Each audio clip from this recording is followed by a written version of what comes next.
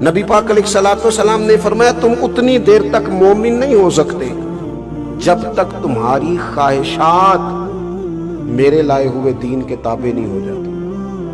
تمہاری خواہش ہی وہ ہو جو مدینے والے رسول کی رضا ہے. تمہارے دل میں چاہت ہی وہ پیدا ہو جو حضور چاہتے ہیں. تمہاری خواہشات ساری کی ساری اکٹھی ہو کے دروازے رسول کی گدائی کرے. جب تک یہ کام نہیں ہوتا اتنی دیر تک تمہیں ایمان کی لذت نصیب. اپنی خواہشات کو سمیٹو, اپنے معاملات پر غور کرو, توجہ کرو. یہ کیا بات ہوئی؟ محبت ہمیں حضور سے ہے اور فیشن جو رات ٹی وی پہ دیکھا سویرے وہ بنا لیا. محبت ہمیں حضور سے اور چل ہم اپنے قبیلے کے طریقے پہ رہے ہیں. محبت ہمیں حضور سے ہے اور رسومات ہماری برادری کی ہمارے آڑے آ جاتی ہیں. محبت ہمیں حضور سے ہے اور چلنا ہم نے اپنے شہر کے طریقوں کے مطابق ہے. ایسے نہیں ہوتا. رنگے چمن پسند نہ پھولوں کی بو پسند, ہم کو ہے وہ پسند جسے آئے تو پسند. طبیعت کو بدلا جائے, اپنی پسند حضور کی پسند میں فنا کر دی جائے. حضرت انس بن مالک کہتے ہیں ایک دن صرف دیکھا تھا نبی پاک کو کدو سے پیار کرتا, پھر ہمیں تو کدو بھی پیارا ہو گیا ہے اور پھر کدو رہا ہی نہیں. امت نے اسے کدو شریف کہنا شروع کر دیا. پسند ہمارے دیکھیں نا, نبی پاک صلی اللہ تعالی علیہ وآلہ وسلم, ایک شخص نے سلام لی, سونے کی انگوٹھی اس کے ہاتھ میں تھی. حضور نے چہرہ پھیر لیا. نبی اکرم صلی اللہ تعالی علیہ وسلم نے رخ انور پھیر لیا. کیا ہوا کہ تم نے ہاتھ میں آگ کا انگارہ پہنا ہے؟ اس صحابی نے اتار کے انگوٹھی پھینک دی. حضور خوش ہو گئے, محبت کی. فرمایا تو بات مان گیا ہے. اللہ کے حبیب تشریف لے گئے. کسی نے کہا اٹھا لو, گھر والوں کو دے دینا. کہنے لگے اسے اٹھا لو جسے حضور نے پسند نہیں کیا. اس نے کہا سونے کی ہے. فرمایا کسی چیز کی بھی ہو. یہ کیا بات ہوئی جسے حضور پسند نہ کریں اسے اٹھا لو. عزیز دوستو یاد رکھیے گا, جب تک ہماری پسند حضور کی پسند میں فنا نہیں ہوتی. یہ کیا بات ہوئی جی کہ ہمیں نبی پاک علیہ السلام کو تو داڑھی والا چہرہ پسند ہے, تو ہم بغیر داڑھی کے اپنے آپ کو خوبصورت کیسے سمجھ لیتے ہیں؟ نبی پاک کو تو برقعے میں لپٹی با پردہ خواتین پسند, تو وہ خاتون کیسے تقاضا کر لیتی ہے کہ میں جدید دنیا کے لباس میں جاؤں گی تو میں اچھی لگوں گی؟ رسول پاک علیہ الصلوۃ والسلام کی جو پسند ہے وہی تو امت کی پسند ہے. اور پھر زندگی فقیرانہ, پیسے رکھنے والا آدمی دنیا دار نہیں ہوتا, پیسوں سے پیار کرنے والا دنیا دار. دولت تو حضرت عثمان غنی کے پاس بھی بہت زیادہ تھی. دولت حضرت عبد الرحمن ابن عوف کے پاس بھی بہت زیادہ تھی. دنیا کی ظاہری بادشاہت تو اللہ تعالیٰ نے حضرت سلیمان علیہ السلام کو بھی عطا فرمائی, حضرت یوسف علیہ السلام کو بھی عطا فرمائی. لیکن کچھ لوگوں کا مزاج دنیا داری کا ہوتا ہے. مزاج چلے یہ میرے جیسے لوگوں پہ آپ نے اس کو قیاس کرنا ہے, نیک لوگوں پر نہیں. میں نے بعض پگڑیوں اور جبوں کے اندر بھی دنیا داری دیکھی ہے. میں نے بعض ایسی مسندوں پر جہاں بظاہر دین کا درس دیا جا رہا ہے ان کے پیچھے دنیا داری چھپی ہوئی دیکھی ہے, دولت کا پیار دیکھا ہے. یعنی وہ لوگ جو آ کر ممبر پر کہہ رہے ہوتے ہیں کہ میں حضور کا بڑا غلام ہوں اور میں حضور کی نعت خوانی کر رہا ہوں, وہ اگر اسٹیج سے پیچھے اتر کے کمیٹی سے لڑتے نظر آئیں کہ تم نے تو 40 کا آدھا 35 کیوں دے رہے ہو, تو بھئی یہ آپ حضور سے محبت کی بات کر رہے تھے ابھی تھوڑی دیر پہلے. آپ کے مزاج میں جب تک فقیرانہ پن نہیں آتا, طبیعت میں فقیرانہ پن نہیں آتا, یعنی لہجہ آپ کا سادہ ہو, آپ کا مزاج فقیرانہ ہو, آپ کی طبیعت جو ہے وہ اس طرح کی ہو کہ جس طرح کی رسول کریم نے اپنی زندگی مبارک گزاری. نبی کریم نے, عدی بن حاتم کہتے ہیں کہ میری ہمشیرہ آئی تھی, حاتم تائی کی بیٹی, تو وہ بھی جب آئی تھی تو وہ بڑی لڑتی ہوئی آئی تھی. لیکن جب حضور کی بارگاہ میں آئی تو وہ کہتی ہے میں بڑے سوال لے کے آئی تھی, لیکن کریم رسول نے میرا ننگا سر دیکھا تو اپنی چادر سے ڈھانپ دیا. بس میں نے کہا جو بیٹیوں کو اس طرح احترام دے وہ بادشاہ نہیں وہ نبی ہے. گھر جا کے بھائی سے کہنے لگی بھائی دور تھے تو دشمنی کرتے رہے, ان کے نیڑے چلا جا, ایسا نہ ہو کہ دریا بہتا رہے اور میں اور تو پیاسے رہ جائیں.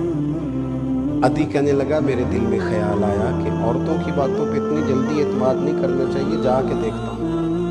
کہتے ہیں میں خود آیا، بادشاہ کا بیٹا تھا، ایک بادشاہ مزاج آدمی کا بیٹا تھا، بہت بڑے سخی آتم تائی کے لوگ مثالیں دیتے، میں اس کا بیٹا تھا۔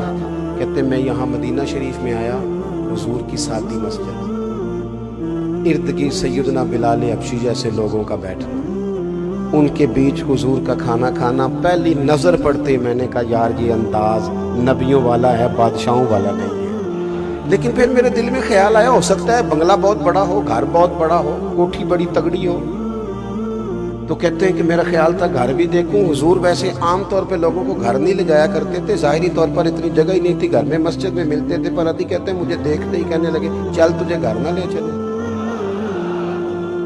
کہتے میں حضور کے کاشانہ نور میں داخل ہوا، اور جب وہاں جا کے میں نے کیفیت دیکھی تو میں نے چٹائی، سادہ سا پیالہ، ایک پانی کا مشکیزہ، کریم خود میرے لیے کھجوریں اور دودھ لائے۔ کہتے ہیں وہ حضور کے پیوند لگے کپڑوں سے جب خوشبو نکلتی تھی تو روح کو تازہ کر جاتی تھی۔ حضور کا وہ سادہ گھر پر نورانیت کے جلوے ایسے تھے کہ گویا فرشتے آ رہے ہیں اور جا رہے ہیں اور درود پڑھتے جا رہے ہیں۔ فرماتے ہیں رسول کائنات کی وہ ادائیں مجھے بھا گئیں۔ حضور نے فرمایا جانا نہیں۔ میں نے کہا حضور اب کس نے جانا ہے؟ تو آپ مجھے کلمہ پڑھا دیں۔ تھوڑا سا نا ہم فقیرانہ زندگی کو ترجیح دیں، ہمارے جو ذاتی خواہشات ہیں نا اس نے ہمیں پریشان کر دیا۔ کچھ لوگوں کا ذہن بن گیا ہے کھانا پینا ہے، سیریں کرنی ہے، اعلیٰ کپڑے پہننے، ان کی اس بے جا خواہشات نے کچھ لوگوں کو زیادہ غریب کر دیا، کچھ مجبوروں کو اور مجبور کر دیا۔ یعنی ایک شخص ساری رات اس لیے سفر کرے کہ میں نے 8 گھنٹے جا کے کہیں سے کپڑے خرید کے لانے ہیں، اور ایک ساری رات اس لیے سو نہ سکے کہ میں نے صبح بجلی کا بل دینا ہے، ایک اس لیے نہ سو سکے کہ اے سی بند ہے، اور ایک سیلاب زدہ لوگ اس لیے نہ سو سکے کہ کہیں یار وہ پانی میں سے کچھ سانپ نکل کے ہمارے بچوں کو ڈاسی نہ دے۔ جب اس طرح کی چیزیں پیدا ہوتی ہیں وہ خواہشات کے بکھر جانے سے پیدا ہوتی ہیں۔ اپنی خواہشات کو محدود کیا جائے، اور نبی پاک صلی اللہ تعالیٰ علیہ وسلم نے جو فقیرانہ انداز فقر اختیاری کا ہمیں دیا اسے سبق لیا جائے، اور اپنی زندگی بود و باش کھانے پینے کو سادہ کیا جائے، اور پھر حضور کی طریقے کو اپنایا جائے۔ میں بس بات ختم کرنے لگا ہوں، آپ میری بات پر توجہ کریں گے، میں مضمون بیان کر چکا ہوں۔ تشریف رکھیں جی سارے اطمینان سے، میری بات مکمل سنیں۔ حضور کی سنت پر ہم نے عمل کرنا ہے، نبی پاک کے طریقہ مبارکہ کو اپنانا ہے۔ حضور سید عالم علیہ السلام کا طریقہ اپنانے سے بندہ اللہ کا محبوب بن جاتا ہے۔ قُلْ إِن كُنْتُمْ تُحِبُّونَ اللَّهَ فَاتَّبِعُونِي يُحْبِبْكُمُ اللَّهُ۔ محبوب آپ ان سے فرما دیں اگر اللہ سے محبت کرنا چاہتے ہیں تو آپ کی پیروی کریں، اللہ خود ان سے محبت فرمائے گا۔ لیکن حضور کی سنت صرف مسواک کرنا نہیں، حضور کی سنت صرف پگڑی باندھنا نہیں، حضور کی سنت صرف میٹھا کھانا نہیں، نبی پاک کی سنت صرف ٹخنے ننگے رکھنا نہیں، حضور علیہ السلام کی سنت صرف ظاہری حلیے کا نام نہیں۔ نبی پاک علیہ السلام نے خود فرمایا، کہا اے انس، اے میرے بیٹے، یہ ترمذی میں موجود ہے، فرمایا انس صبح اس حال میں کرنا کہ تمہارے دل میں کسی کا بغض نہ ہو، اور اگلے لفظ یہ ہیں کہ یہ میری سنت ہے، اور جس نے میری سنت سے محبت کی اسی نے مجھ سے محبت کی۔ نیرا مسواک لے کے دانت صاف کرنا سنت نہیں، دل صاف کرنا بھی سنت ہے۔ ہم نہ کچھ بعض مخصوص چیزوں کو اوڑھ کر سمجھتے ہیں کہ شاید ہم نے دین کا پورا مفہوم حاصل کر لیا ہے۔ اپنی زندگی میں سنت شریعت کا لبادہ اوڑھے۔ حضور کی جو سنت شروع ہوتی ہے نا، حضور کی جو پہلی ادا لوگوں کے سامنے آئی وہ تو صادق اور امین ہونا ہے۔ سب سے پہلے تو اس تعارف سے لوگوں نے حضور کو پہچانا ہے۔ ہمیں پورے طور پر حضور کی سنت اور شریعت کو اپنانا ہے۔ 12 ربیع الاول شریف کو نا آنے سے پہلے جس رشتہ دار سے ناراض ہونا اسے فون کر کے کہنا یار حضور کا میلاد آ گیا، تجھے مبارک بھی ہو، میں نے تجھے معاف کیا تو مجھے معاف کر دے۔ اور دوسری بات یہ کہ چھوٹی بڑی پہ بیٹیوں کو یہ دیتے ہو یا نہیں دیتے، ربیع الاول پہ بیٹی کو فون ضرور کرنا، بہن کو عید ضرور دینا، گھر والوں کو کپڑے خرید کر کے دینا۔ इन मौक़ों पे ना, और मिलाद शरीफ जहाँ जहाँ भी होता है, फिर वही बात मजबूरी है, मुझे हर जगह करनी पड़ती है, इसको भी अमीरों की महफिल ना बनाओ।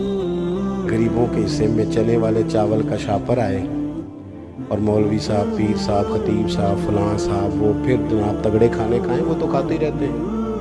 चलो मिलाद शरीफ पे तो ज़्यादा बोटियाँ डाल के परात में चावल किसी गरीब के सामने रखो ना, जिसके बच्चे सारा साल बोटियों से लड़ते हैं, तो वो जब देख के उनको, बच्चा गरीब को सही खाने का तरीका नहीं आता, इसलिए कि गुर्बत ने मेरे बच्चों को तहजीब सिखा दी, अब सहमे हुए रहते हैं, शरारत भी नहीं करते। गरीबों को खाने के तरीके नहीं आते, क्योंकि ज़्यादा भूख लगती है तो फिर तरीके वैसे ही भूल जाते हैं। तो हो सकता है वो बच्चे दोनों हाथों से खाएं और अपने अब्बा से पूछें भी कि अब्बा जी सानते इन्नियाँ बोटियाँ कदे नहीं मिली। मेरा गुमान है कि बालक रो पड़ेगा, कहेगा पुत्र अज नहीं कौन को ढक्कन लगा, आज मेरे नबी पाक का मिला दे। लेकिन मेहरबानी करो, ये भी आपको एक और भी केस आजकल चलता है प्राइवेट महफिल। मैंने कहा वो कौन सी होती है जी? वो जिस तरह वो सियासी अफ्तारी नहीं होती कि वो जिनको हम बुलाएंगे वही आएगा। अगर तुमने इसको भी वीआईपी और वीवीआईपी कल्चर में ले जाना है तो फिर बाकी बचा क्या? खुदारा इसको असल बनाएं, हुस्न पिलाएं। अल्लाह ताला मुझे और आपको तौफीक अमल अता फरमाए।